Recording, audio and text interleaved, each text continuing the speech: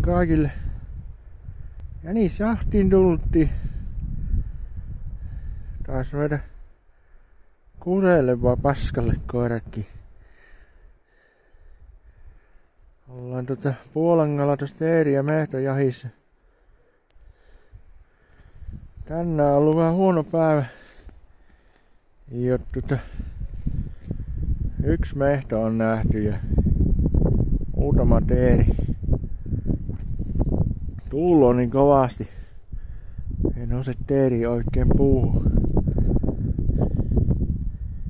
Eilen oli vähän parempi päivä. Ei tuulu niin kovasti, niin saatiin pari teertä ammuttua. Nyt kokeillaan vähän jänistä jo välistä, kun sormet jäättyy. Niin kovaa tuuli, että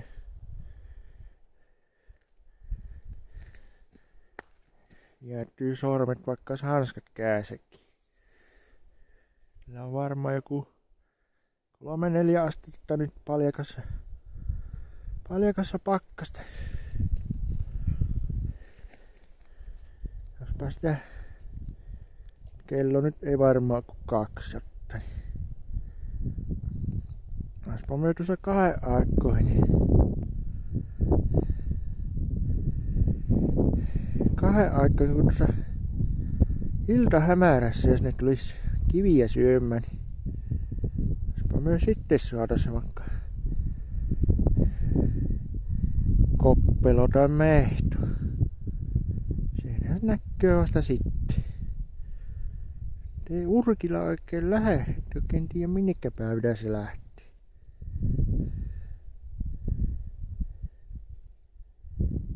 On jonkun aikaa jo ehtinyt, mutta